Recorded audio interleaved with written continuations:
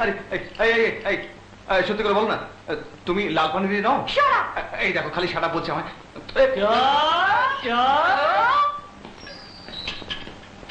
ওকে দেখবেন। Yes madam.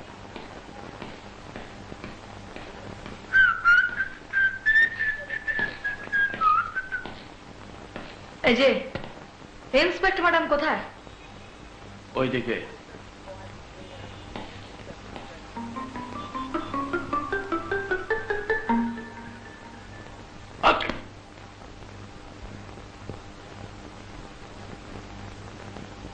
কালির জামিন নিয়ে এসছে ইন্সপেক্টর ম্যাডাম।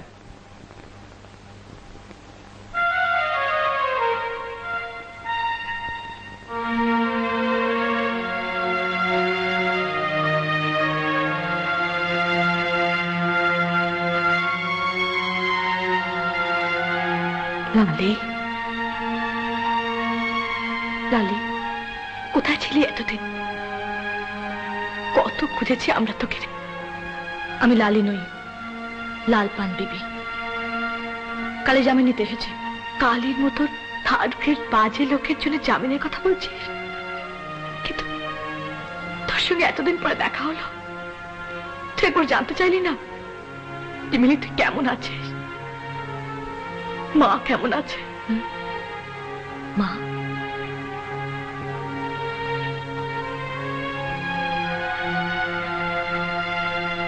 হাবিলদার, ছেড়ে দাও কালীকে। Yes madam. এই কালীকে খালাস করে দে। এসো কালীদা, এখন আপনি খালাস হয়ে গেছেন। মগের মুল্লুক না, তোমরা যখন খুশি ঢোকাবে, যখন খুশি বার করবে। ওসব একদম চলবে না। তোমরা নিজের ইচ্ছে ঢুকেছো, আমি এবার নিজের ইচ্ছে বেরোবো যখন খুশি। ঠিক আছে, বাড়ি বলতে না হয় বুঝিস জেল, কিন্তু মা, মা বলতে তুই কি বুঝিস? চল বাড়ি চল, 12 বছর হয়ে গেছে। এখন আমি বাড়ি মানে বুঝি জেল। জেলটা তোর বাড়ি হতে পারে। লালি থেকে তুই লাল পান বিবি হতে পারিস। আর মা, মাকে তো সেই একই থাকবে, তাকে তুই পাল্টাতে পারবি না। চল বাড়ি চল। ঠিক আছে চল। মা, মা আমার মা, আমার লক্ষ্মী মা, আমার সোনা মা, বেচারা মা। কিরে মিলি, কি ব্যাপার? খুব খুশি? একটা বড় চোর ধরে ফেলেছিস বুঝি? হ্যাঁ মা, ভীষণ বড় চোর। যে আমার মার হাসিকে 12 বছর চুরি করে নিয়ে গেছিল। কার কথা বলছিস? ওই যে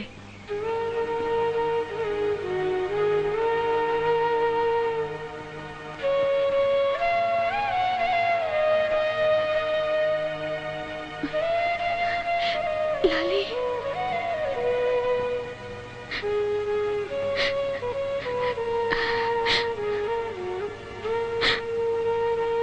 লালি আমার মা, লালি আমার মা, আমার লালি।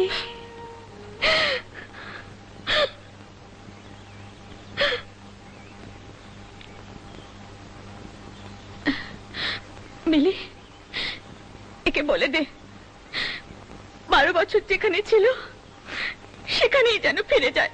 যাব, ফিরে যাব মা। বাবাকে যে 5 জন মেরেছিল, তাদের একজনকে খুন করে 12 বছর জেলে ছিলাম। আর ভগবান যদি বাকি 4 জনকে বাঁচিয়ে রাখে, তবে তাদেরকে খুন করে সারা জীবন জেল খাটবো। জেল? লালি আমার লক্ষ্মী সোনা, কি বললি তুই? তুই 12 বছর জেলে ছিলি?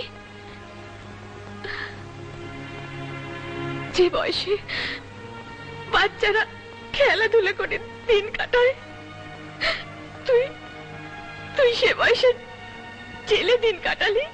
হ্যাঁ মা, শুধু তাই নয়, জেলে আসামি ও খুনিদের সঙ্গে দিন কাটিয়েছি।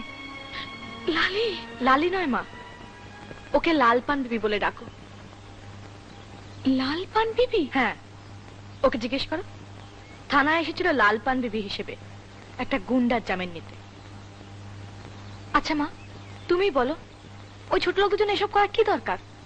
কি রে লালি, মিলি যা বলছে ঠিক বলছে? হ্যাঁ মা, ও ওর হিসেবে ঠিকই বলছে। আর কেনই বা বলবে না? মার কোলে দিন কাটিয়ে যখন বড় হয়েছে তখন পেয়ে গেছে এই খাকি পোশাক। হাহ, সেই পোশাক, সেই চাকরি, আর সেই চেয়ার। মিলি, আজ তুই যে চেয়ারে বসছিস মনে আছে? সেই চেয়ারে বসা এক ইন্সপেক্টরের কথা, যে কিনা নিজেকে অন্যায়ের কাছে বিক্রি করে দিয়েছিল। মা, তোমার সেদিনকার সেই অসহায় মুখ আমি সহ্য করতে পারিনি, তাই একজনকে খুন করে 12 বছর জেলে ছিলাম। মিলি, তুইও একটা কথা জেনে রাখিস, আমাদের সমাজের হিংস্র পশুদের যতদিন না আমি শেষ করছি ততদিন পর্যন্ত আমি ওই ছোট লোকদের মধ্যে বেঁচে থাকবো।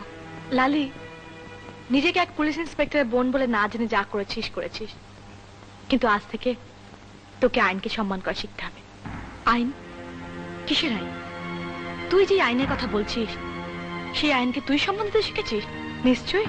তাহলে আমায় বল, আমার বাবাকে যারা খুন করে 12 বছর ধরে আইনকে লাথি মেরে ঘুরে বেড়াচ্ছে, তাদের জন্য তুই কি করেছিস? জবাব দে। তুই কি ভেবেছিস শুধু তোর রক্তে প্রতিশোধের আগুন জ্বলছে? প্রতিশোধ আমিও নেব, তবে এই পোশাক পরে যেভাবে নেওয়া যায় সেভাবে। ঠিক আছে, তুই তোর পোশাক পরে প্রতিশোধ নিস, আর আমি আমার পোশাক পরে প্রতিশোধ নেব। তবে এ কথা সত্যি, আইনের আঁকা বাঁকা রাস্তা পেরিয়ে ওই বেআইনি লোকদের কাছে পৌঁছতে তোর যা সময় লাগবে, সে সময়ের ভেতর আমি ওদের আমার বাবার কাছে পৌঁছে দেবো। প্রতিশোধ যেই নাও, যেরকম ভাবেই নাও, আমায় তোমরা শুধু এইটুকু বলো, তোমাদের দুজনের মধ্যে কেউ তোমার মায়ের সিঁদুর আর শাখা ফিরিয়ে আনতে পারবে? মা, বাবা যখন মারা গিয়েছিল তখন তুমি আমাকে আর মিলিকে নিয়ে থানায় গিয়েছিলে কেন? তোমার শাখা শুধু ফিরিয়ে আনতে? বলো, কেন গিয়েছিলে? জানি মা, তোমার শাখা সিঁদুর আমি কিংবা মিলি ফিরিয়ে আনতে পারবো না, কিন্তু প্রতিশোধ নিতে পারবো। বাবার অতৃপ্ত আত্মাকে শান্তি তো দিতে পারবো। লালি, এখানে থাকতে হলে তোর সব বেআইনি চিন্তাধারাকে দূরে সরিয়ে রাখতে হবে। আমার বেআইনি চিন্তাধারাকে দূরে সরিয়ে রাখার চেয়ে তোদের ওই মোমের তৈরি আইন থেকে নিজেকে দূরে সরিয়ে রাখা আমি বেশি পছন্দ করব।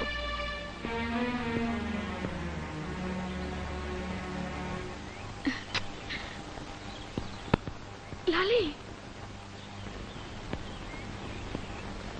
দেখলে তো মা, লালি কেমন বদলে গেছে? না, তোর মনে হচ্ছে। কই, আমি তো দেখতে পাচ্ছি না।